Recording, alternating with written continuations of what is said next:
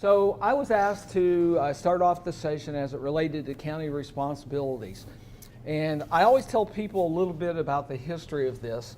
And so it was just shortly after they started the CCC program. So I'm guessing it was around 2000. Vivian Zaricki at that time, Alarcon now, was either director of the Florida Association of Counties, ED, or she was coming back as the interim director. And Vivian is the person who really initially engaged me in working with FAC.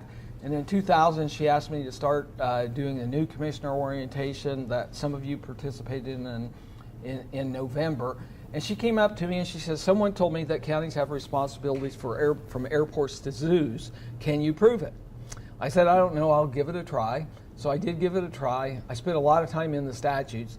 And I did find out that airports are mentioned as a county responsibility and zoos are too, sort of loosely. So we're going to start out with that concept of introduction. It goes with the concept of how everything has exploded in job responsibilities over time. We talked about that yesterday. We'll repeat a little bit more of it today. So I said, think back to new commissioner orientation, and I used the Star Wars a long, long time ago in a galaxy far, far away. How many of you even remember that you were at new commissioner orientation in the November after you were elected? Okay, 2 or 3 of you do. It was real close to the election when they held that meeting this year, so we probably didn't have quite as many people. But we've been doing presentations of that and collecting data over a period of time. But one of the things I said in that presentation is county commissioners now are sort of jacks of all trades and masters of none. And there's a lot of truth to that. You've seen how the job responsibilities have sort of expanded. And then it came up yesterday when Jack Brown was on the panel. Remember, one of the key suggestions he gave to you, the sooner you can get out of campaign mode into leadership and policy-making mode, the better it's going to be. And the other thing that's brought up in that presentation is a lot of people get excited in the campaign mode because they can do something better than the person they were running against, or they can do something for the board. So whether there's an environmental issue or a health and safety issue, there's usually an issue that really captures your attention. But you surely found out by now that that's just a small part of your board meetings, right? So you have lots of things you need to be doing. Now, the other thing has come up a couple of times, and I haven't heard a speaker put it this way. Even though you've been in the job for a year or so now, many of you, I hope you sort of realize that in some ways you're still in that I don't know what I don't know mode. Would you agree with that? Or you think you got it all figured out now? Okay. So, it's going to take a while to get out of that I don't know what I don't know. But the most important thing to do is recognize that is a condition that still exists. Because if you don't think it exists and it does exist, it puts you in a hole. And it puts you in a hole real fast. So county responsibilities, refresher from yesterday. Where do you find out about your responsibilities? Article 8 of the Constitution, 125.01 of the Florida statutes. Other statutes apply as well. I did not emphasize enough yesterday. If you are in a charter county, your charter county may have additional responsibilities for you as a county commissioner. Now, Vivian, do you care if I call you Vivian? Yes. Okay. Osceola, is there an example that you can give us in the charter where there's additional responsibilities that commissioners have that's not covered in the statutes or in the Constitution? No, I can't think of anything specific and additional off the top of my head. I know it outlines our relationship with the cities.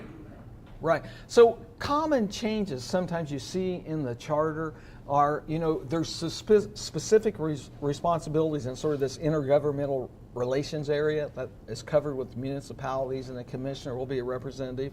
There's no one in here from Polk County, is there? Okay. So what gets worse in charter sometime, that if you're a non-chartered county in Florida, through a population methodology, they have an algorithm that determines what the pay should be for county commissioners in Florida. So if you're a very, very small county, the pay typically runs in that mid-20s up to the high 20s. But if you're in some of the large urban counties, it can go up into the $80,000 level, okay, based on the population. But a lot of charters specify the salaries for commissioners. So the Polk County one was amended several years ago, where they had been using the statutory or the algorithm that was available for their use, and they cut their salary in half. Okay, so you got to read that charter and see if there's additional responsibilities you're assigned as a commissioner. Now, we went through these yesterday, and we're not going to go and spend a lot of time, but your tasks range from issuing proclamations, electing officers of the board, and then providing a whole host of services. And you see, I list a lot there. Now, it's interesting, the one I sort of left off, and I mentioned to those of you who were yesterday, the Sunshine State Poll. What's the most critical important issue to Florida residents based on a Nielsen survey? And the answer was what? Economic development. Okay? And the counties have more and more responsibility for economic development. Sometimes it's an internal operation to the county. Sometimes it's funding an external operation. Sometimes it's funding the chamber to sort of do that, and a variety of things along those tasks. So that's become a huge responsibility in Florida. And it's a necessity when you have a population of 19.9 million people. Why? Our population distribution is bimodal. We have a lot of elderly people, older than 65. But who do you think's filling most of the jobs that are created in Florida? The younger, typical, what's considered the high age group for work, sort of that 21 to 50. And a lot of those people come with what with them? Children, right? And so it has an impact on schools and everything. But if they don't have a job, it's pretty difficult to move to Florida unless you're a retiree. Well, the list goes on and on. Probably one of the most difficult ones. And so most of you went through your first process where you developed the budget and you established a priority on levying and collecting taxes, right? So in some counties, that can be a very detailed and drawn out task with a lot of citizens' input. And I talked to a couple other counties, and there's hardly anybody ever shows up, and there's not much discussion. So that's what Michael was telling you yesterday. There's not a whole bunch of discussion. I visited with the Nassau County Commissioners a couple of weeks ago, or maybe it's been a couple of months ago. I lose track of time. But they say when they get through their budget process, it's pretty fast. But that's not the case in every county. So anyway, you need to keep that in mind. So I go to Vivian's challenge that she gave me many years ago, commissioner responsibilities. Do they really cover from airports to zoos? So I went in, and there's a chapter 333 of the Florida statute. It's about airport zoning. So counties, you can see there, are authorized to establish or operate airports in the state. So are municipalities. Okay, so you actually have the responsibility, if you want to have an airport, that you can have one. So it's interesting. I wish there was someone here from Sumter County. There's no one here from Sumter today, is there? So most of you remember we talked about real briefly yesterday how the Villages is really growing in size and how it's a dominant area. It's an unincorporated area. So there's an airport in the Villages, because Gary Morse, when he developed that, did a couple of things.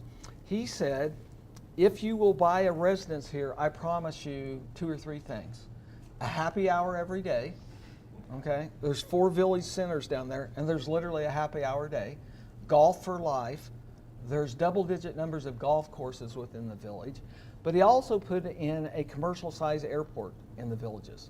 Now, the Villages is unincorporated, so I wonder who actually has operation responsibility for establishing the airport there. But it's big enough that it can fly in commercial jets, private jets, but it also has something very unusual. It has a customs agent there. Because Mr. Morse's vision was, if somebody from Germany wants to move in, I don't want them to have to go through Tampa, Orlando, go through customs. They can do it right here. Okay? So if something would happen like that in your county, that would be something that would probably be very important to you that you would like to have some say on, because it can range everything from safety issues to size of buildings and flight patterns that you need to do. So anyway, there's actually a language in the statutes that says counties are responsible for airports in some way. This is the one I like. If you want to have fun some evening when you're bored, just pull up the statutes and take a blind shot at looking at one. And when I read this one, it was a little unusual. So this is titled, and it's 82841, Animals, Cruelty, Sales, Animal Enterprise Protection. And so it defines all that stuff there. It includes zoos, aquariums, circus, rodeos, or lawful competitive animal events. So that should cover racing and different things along those lines. Statute goes on and it says any county for the prevention of cruelty to children and animals organized under the laws of the state may appoint agents for the purpose of investigating violations. So if you have a rodeo and PETA comes in or some group like that that's concerned with how the animals are treating, and there's a question relating to violations or care of the animals, guess who has some say in responsibility for investigating that? It's the counties. So you can see it's right there, and it says the approval of the appointment of any agent by a county for either the incorporated or unincorporated areas of such county shall be by who? County Commission, not the incorporated town or city. Okay, so you have responsibilities. Now, what's interesting to me, you saw that title, Cruelty, Sales, Animal Enterprise Zones, and all zones protection, and all of a sudden, yeah, you're reading through there, and it jumps in, and it includes children in with animals. So you can find some humorous events. What you're going to really do today is hear from experts in 3 areas related to roles and responsibilities, and you're going to have some discussion with Vince Long. If you don't know Vince, Vince is the county administrator in Leon County. He is a great administrator up there, and right now he's the chairman of the county managers group. Then you're going to hear more about Health and Human Services from Clark Scott, and then you're going to deal with transportation. And you may ask why those 3 areas. So, and the reason is why. Why are we looking at those 3 areas? Okay, most important in what way? Provide for the public safety is #1 responsibility, some would say, of an elected official. Okay, so there's sort of important critical issues either from your citizen standpoint or maybe from the commission standpoint. There's something else that's really important about these 3 areas. Pretty expensive. They're pretty expensive areas. So we talked about it yesterday, and you heard the sheriff from St. John's say, yeah, public safety costs a lot, okay? And I wish I had a flipboard here and I could go to my flipboard and show you the economist's perspective on this. So just think with me for a second. You have a graph, okay? And we're just going to make it 2-dimensional. And on the graph on one axis, you have public safety. And on the graph on the other axis, you have all other county services. We'll just lump everything in there. So if I've got this graph up there and I draw a line, and you have a production possibilities frontier, and that says with the resources I have, whether it be people or money, this is what I can produce. So if you can imagine that graph in your mind, and public safety is on the left-hand side, and you've got this production possibilities frontier, and your production possibilities frontier is way over to the left, and you draw a line down, what does that tell you? You're going to do a lot of public safety. How much you're going to do for on all other services? Not very many. So that's your resource allocation question, and it shows you the opportunity cost for what you're doing in your county. So there is an economics component to this resource allocation that you do, and a lot of people would like to say counties don't produce goods and services. How many people agree with that? Just raise up your hand. Counties don't produce goods and services. Well, they don't produce, for the most part, the goods and services of private sectors. Is there anybody in the room who also believes that counties should operate like business? Like a business? Okay. So I have a question I always ask commissioners who tell me that. So first of all, private industry doesn't have to deal with the free rider problem. What's a free rider problem? You've got some people probably in Manatee County, their assessed value is so low they pay no property taxes, right? So if they don't pay any property taxes, which is your primary source of revenue for the county, is that correct? Correct. Okay, then they're not paying for the county services. So first of all, business doesn't have to operate like that. Okay, then the second question I ask them, are you going to have them operate as a business like Eastern Airlines, Enron, those businesses? You asking me that? Yeah. No, I No. Yeah. So the first thing we have to learn is that, there's a difference between private sector and the public sector. And so you've got to really define what you're talking about. You also have to remember, though, that in a real world sense, you are a producer of goods and services, different type than private business. Okay? So you run the county ambulance service, you run the fire truck service. How you allocate those resources, how you hire those people depend on how many of those services you can deliver. And it also affects all the other services you can offer unless you do what? Raise your budget, right? And if you keep your budget line going up, you can keep offering more and more of them, but then you get more and more phone calls probably from your citizens involved. But the reason we're concentrating them on, they're important to the county, they're important to your county residents, they're also three of the bigger ticket items. And I'm going to show you that in just a little bit. So here's another thing we use, and we stress this as we go up to advanced commissioner training. One of the most important decisions you have to make as commissioner is to make sure the big thing is really the big thing. So I want 4 people to just randomly tell me, and we're going to try to pick one from every table on this side. I'm going to pick the person in the middle. So what's the big issue in your county? What's the big thing in your county? Payment in lieu of taxes. Lower taxes? Payment in lieu of taxes. Payment in lieu of PIL, okay? What's the big thing in your county? Economic development. Economic development. Ethical conduct of business. Ethical conduct of business by Business who? and government. The government. Okay, I'll go to you over here. What's the big thing in your county? Economic development. Okay. So if you have to establish a set priorities, then that would imply that the big thing on your list is that economic development should be way up there. Now let me ask you a question, since economic development sort of came out as of 2 of the 4 tables. How much money do you spend on your county on economic development per capita? Not very much compared to all your services, right? So you have to think of that as a resource allocation problem and what type of emphasis you're really putting on that priority, okay? Because really, if you see, and I haven't gone through the combined financial records of the counties here recently that come out from the state, the chief financial officer, but typically per economic development on a per capita basis ranges in the $12 to $15 range per capita, and you spend a lot more on other things. And then embedded within that is there's different ways you can develop economically, okay? So one way is the approach that the governor is taking. And what's the approach he's taking right now? I'm going to Kentucky and tell him how great it is in Florida. You need to move your business down here, okay? That's called business recruitment. So you try something that already exists and try to move it to your state. Now, guess what? I've looked at that.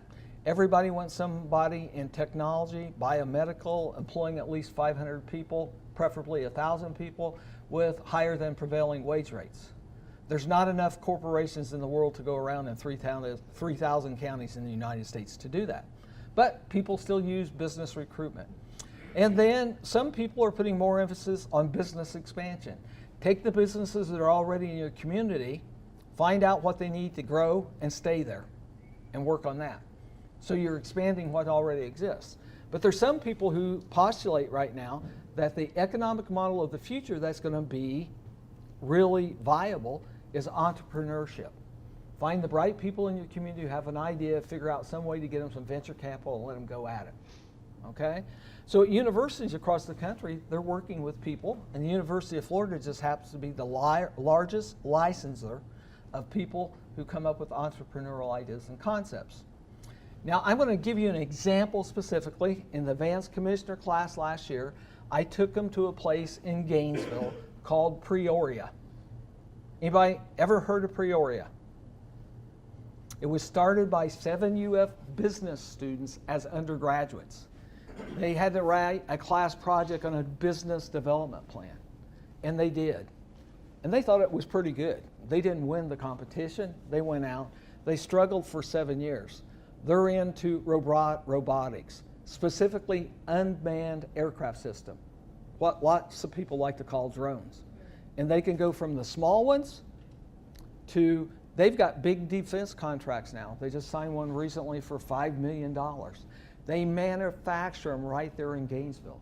They took an old building that was part of a utility corporation and developed it.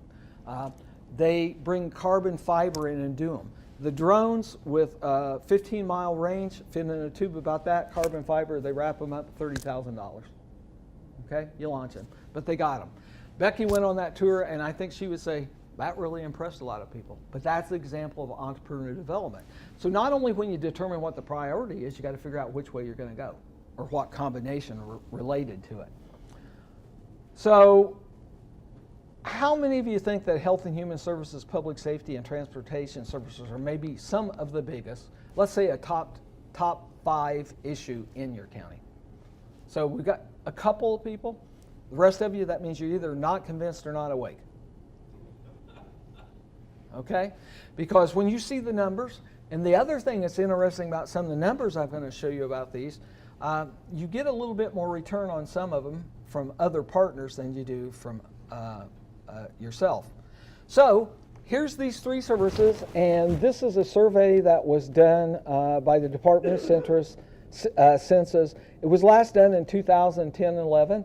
And let me tell you, one detriment to some of the problems we've had at the federal budget is they collect far less data than they used to, and they do it less frequently.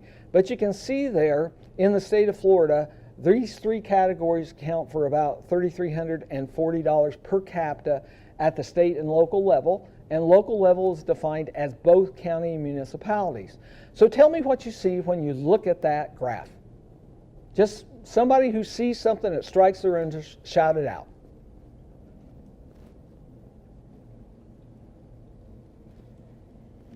Nobody sees anything, huh? Public safety is funded at the county level?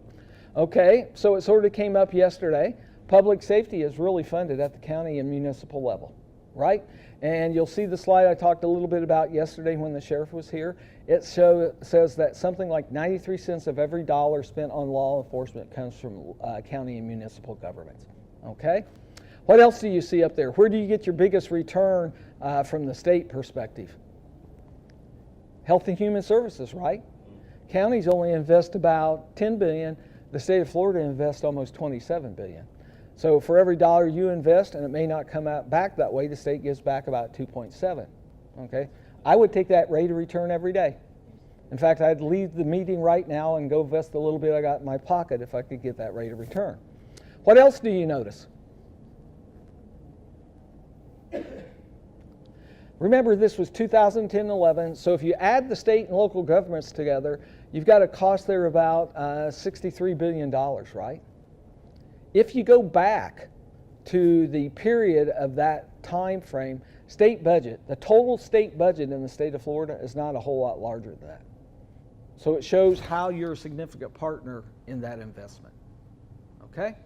So we're talking about, if you look at that, just in those 3 functions, county and municipal governments back in 10-11 invested about $30 billion, a little bit less than $30 billion. That's roughly 40% of the size of the state of Florida budget today. Okay? So counties and municipalities are major players. Now, some people in counties seem to be surprised. It's been on the priority list for the policy statements for the Association of Counties for years. What's the area that's got the biggest expenditure? Health and Human Services, right? So this whole issue between state and county government is $36.8 billion. So if those categories up there, if that's 62, it's 50%. So we've known for years that healthcare was going to be a big issue at the state level and the county level, right? It still is a big issue. Is that expense going to go up? Is that share of the expense going to go up or down? It's going to go up.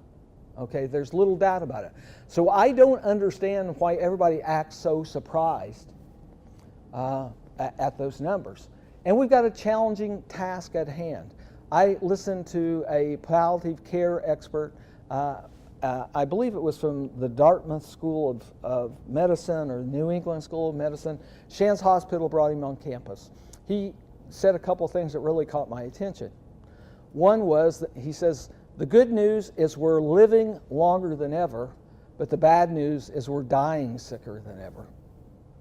Okay? The second thing you said really caught my attention is that up to 70% of cancer patients are still having treatment 2 weeks prior to their death.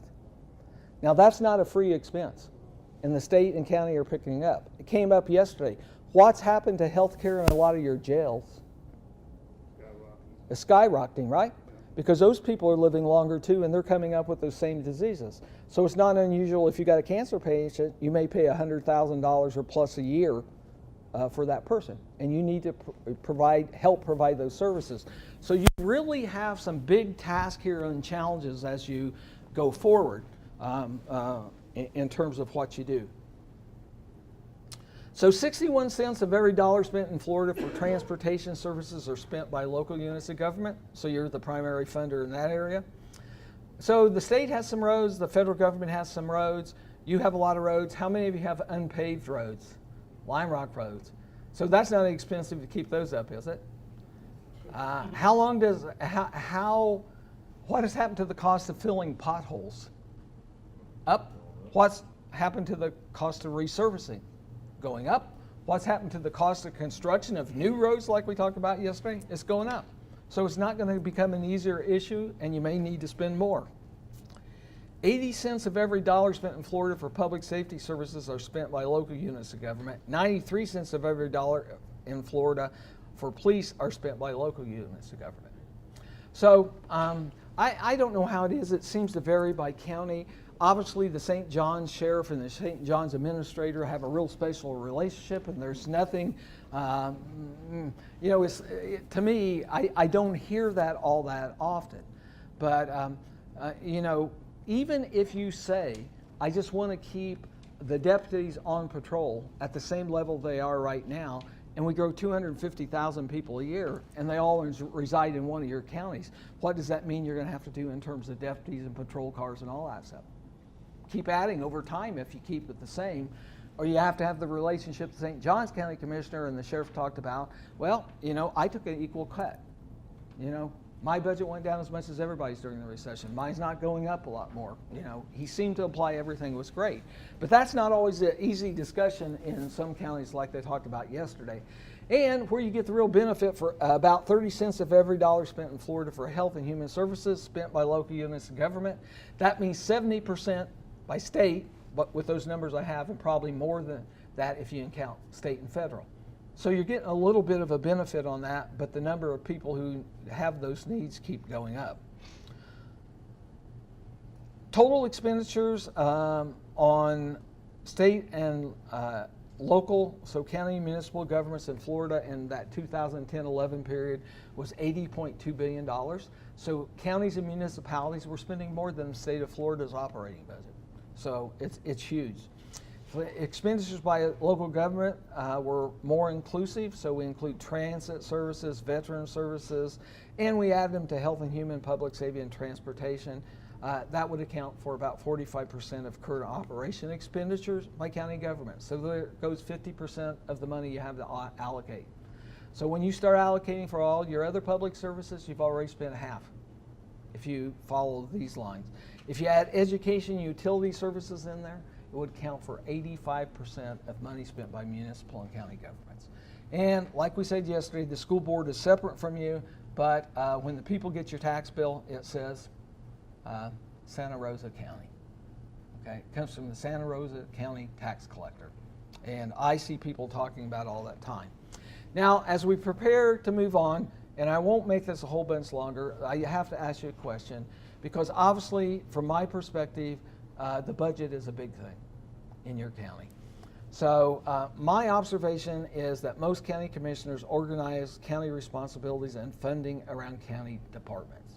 So, okay, Public Works, it's your time to prepare your budget and come and present it to us and explain why.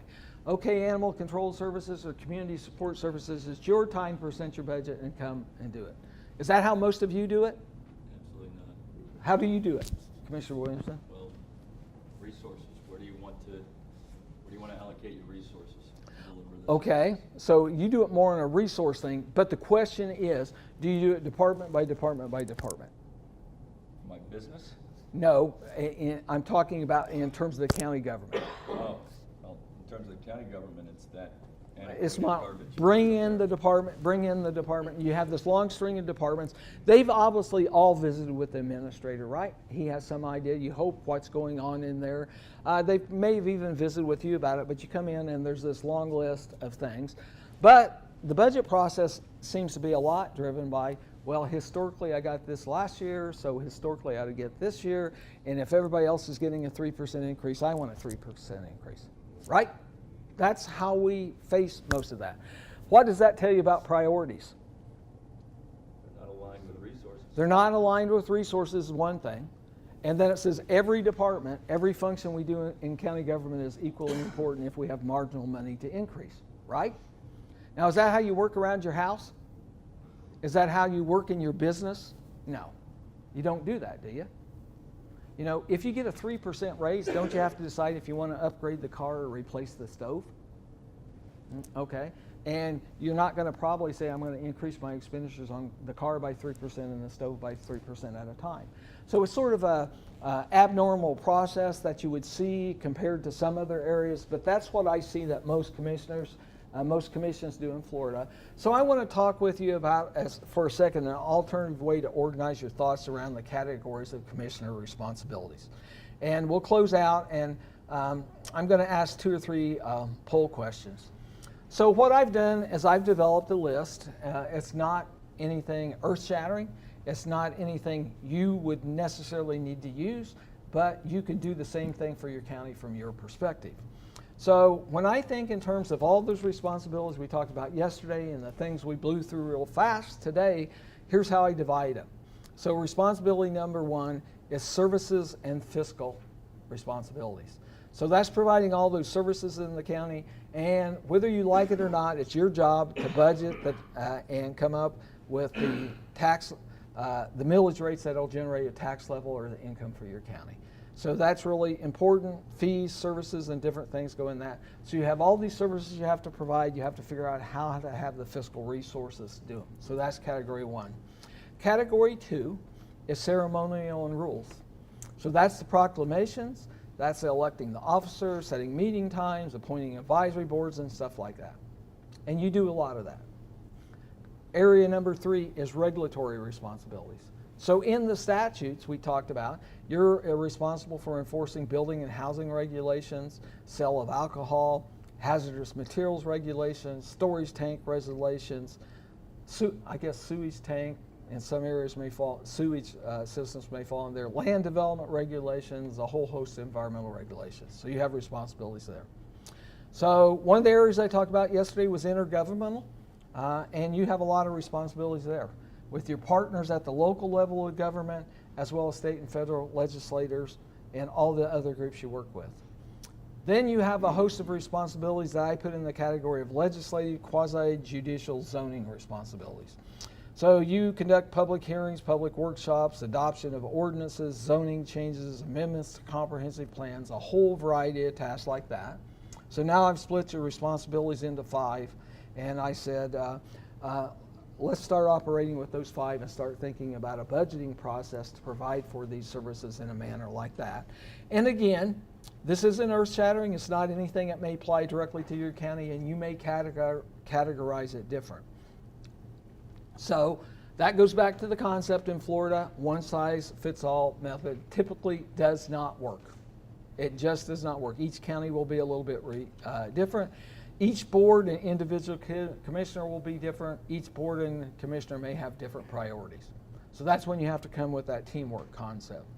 So what I suggest to people all the time is they need to have a priority system to figure out what's really important in their organization. And I use this priority system. It's called CEN, C-E-N. C is for critical functions you can't do without them. It's the highest priority. E is essential. You got to do it, but it's a middle priority. And N is necessary. It would be nice to do, but it's the lowest priority. So this concept, just like you do with your household income, you have needs and you have wants, right? And before you get into your wants, what should you be doing? Covering your needs, okay? So I'm asking, and I'm going to get some input from you through the clicker response units again on if you can place priorities on those categories that I identify. So you've got the clicker response unit. I hope this works. I don't see any graphs, zero graph there on the bottom. Becky, did you pass those out, clicker response? Commissioner Smith didn't get one. So this time you can enter two numbers. So the two most critical functions, that's the category identified as the highest priority. They absolutely have to be done. You've got 5 up there. So if you think it's ceremonial rules and intergovernmental, you enter 2 first, wait just a second, then enter 4. But you get to make 2 choices on your response unit. So I want you to identify what you think are the 2 most critical functions from your perspective as a county commissioner on those 5 major categories I've got.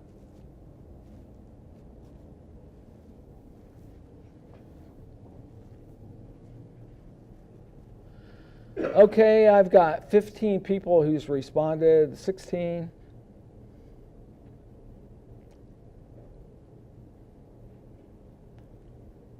Okay, 18, I'm not going to wait a lot of time. If there's anybody that wants to enter their 2 numbers, this is your last chance. And I'm going to close the poll and hope the graph comes up.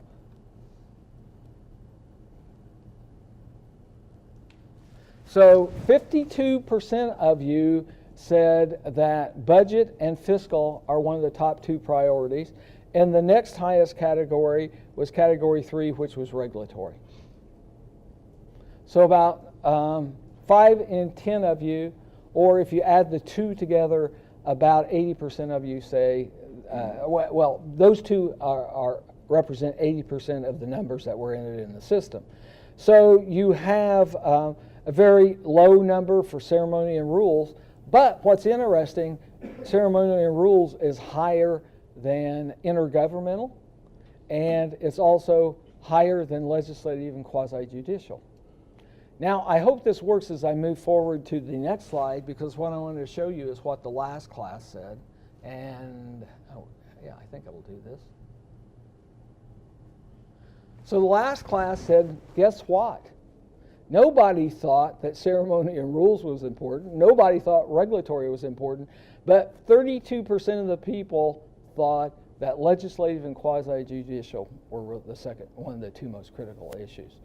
Why I wanted to show you with this is it shows you the variation in how you as individuals act, and it also suggests that there's a need for you as an individual to work with your board so you have the same type of approach as a team if you want to use it. But opinions change. The quasi-judicial, a lot of people feel is important because it's, it's under oath, there's a bunch of rules, there's certain decisions that have to be made. Now, I would say, just from my perspective, as someone who's never been a county commissioner, I find it a little bit interesting that your number in this class was so low on legislative and quasi-judicial. And why do I do that? And I'll see if this thing will go backwards. Okay, only 5%. What's your legislative task as a county commissioner? That's all the policies and procedures you adopt, right? So if that's a real low priority. Well, number 5 is the quickest way a county commission go to jail, too. It can be.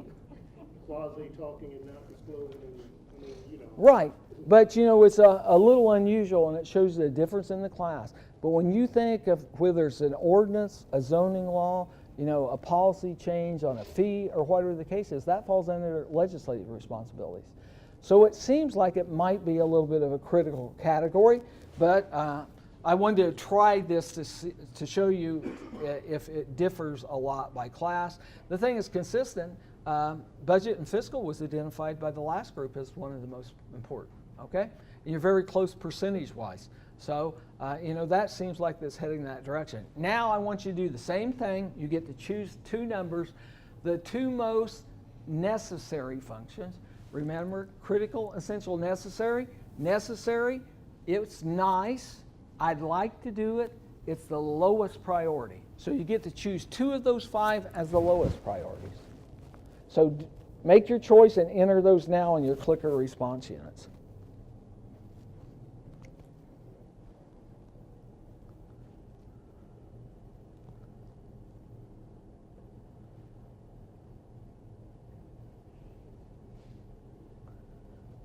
Okay, there's a couple people who haven't finished. There's probably still a couple. I'm going to close the poll in just a second and see what the numbers appear like this on this.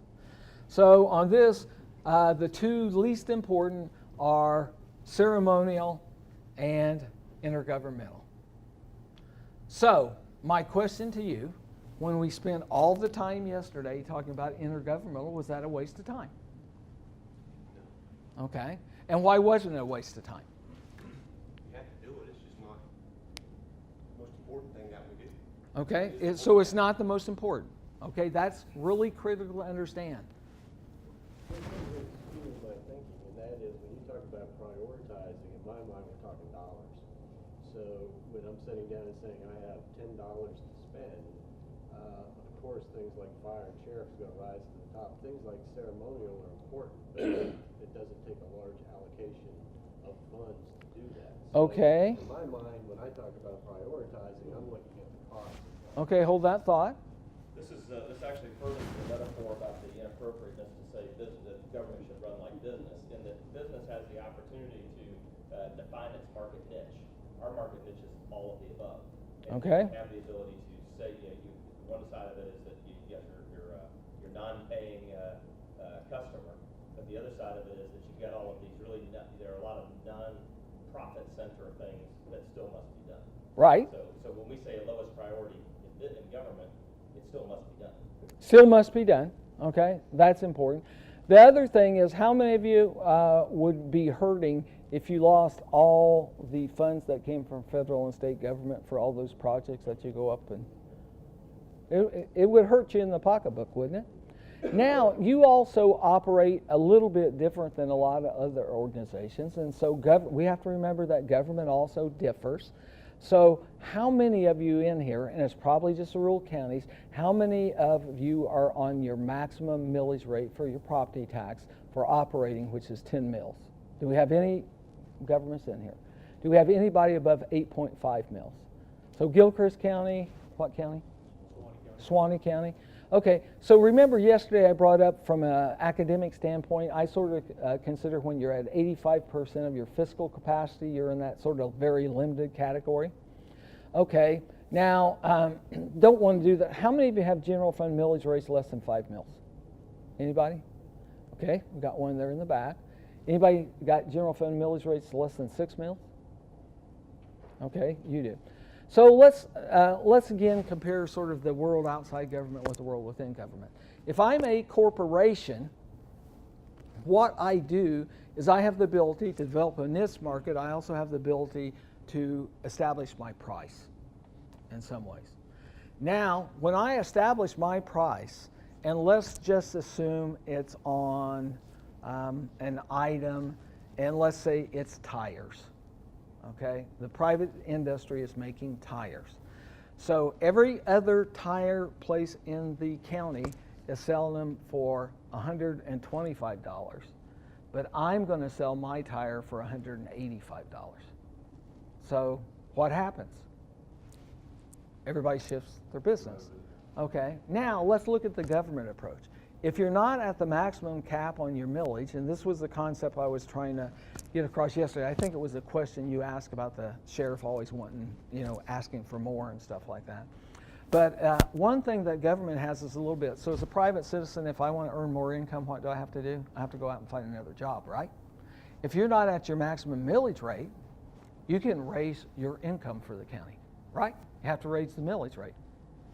Okay, now that may get you voted out of office next term, but you have a capability that some other people don't have or businesses may not have.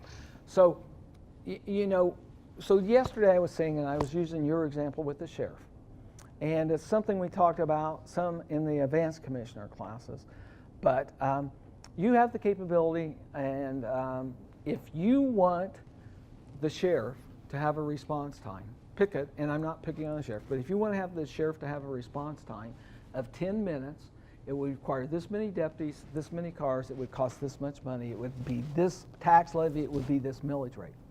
If you're willing to say, I don't want them to respond in 5 minutes, but I want them to respond in 15 minutes, it's down at a lower level. So it costs this much. Because what you sort of do is become the culprit on the budget decisions, when what you're really trying to do is gauge how much the citizens are willing to pay and at what level of service they want. But we can't ever really sort of broach that level. We've not been able to do that in most areas.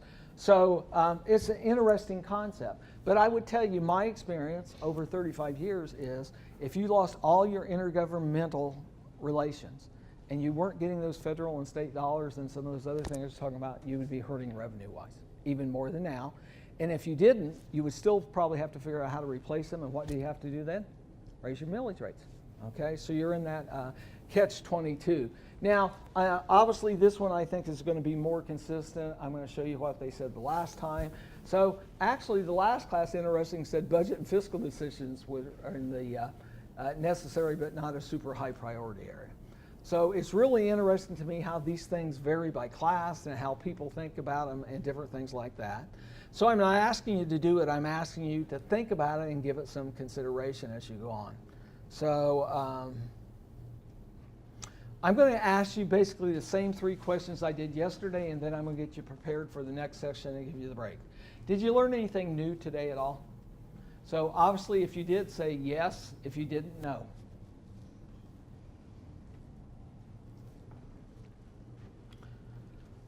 So there's a couple people that haven't responded. I'll give you just a minute.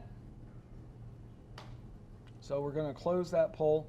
So yeah, there's something that came up that was new for you today to think about.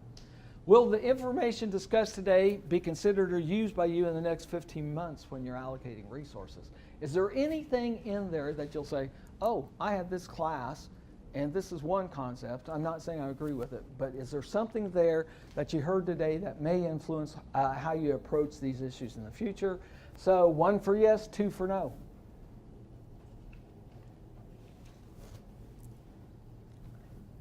And less people are responding, so try it again if you think you've responded, it didn't work. We're getting close, but not quite all the way there, but I'm going to close the poll. So there's about 9 of 10 of you say, yeah, there's something there that I may be able to take away from this. So again, I'm going to ask you the question. I'm now testing you for consistency. Is the allocation of scarce fiscal resources the most important decision you and the board has to make? Yes or no? Agree or disagree, sorry.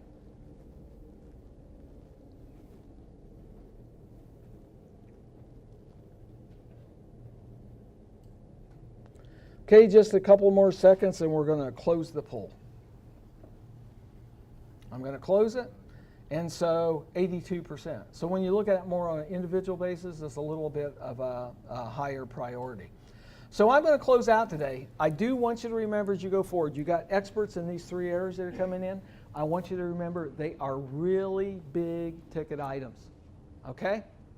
And they're a major part of your budget. So you got to ask these experts the hard questions. A little bit like you did the sheriff and the county administrator from St. John's yesterday, but you got a different group of counties. They may not have the same story to tell you, so ask them the hard questions. The other thing, and I almost hesitate to do this because it's being videoed, the event's being videoed, and I try to stay away from when I'm doing educational presentations of telling stories or jokes. But this was just so appropriate I have to say it. And if you heard it, maybe it'll jog your memory if you hadn't. But this guy decided he was going to rob a house, and he picked out the big wealthy house in the neighborhood, and he cased it out for 2 or 3 days. And so he decided tonight's the night. He went, he waited outside till it was dark. He saw the family leave, no lights were on. He broke into the house.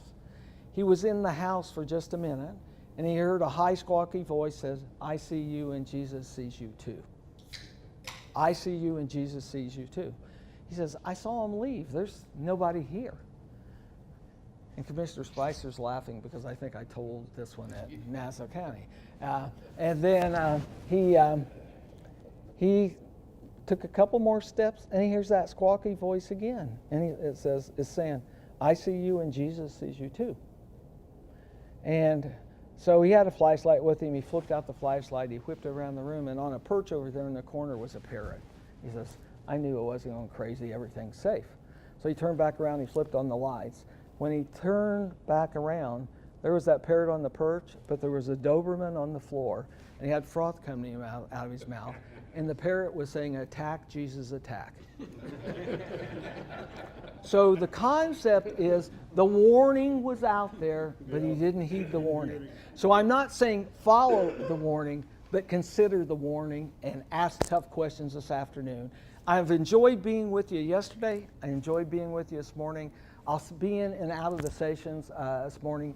But good luck. Congratulations to the graduates. The rest of you keep going. Thanks. And I think we're going to have a little break.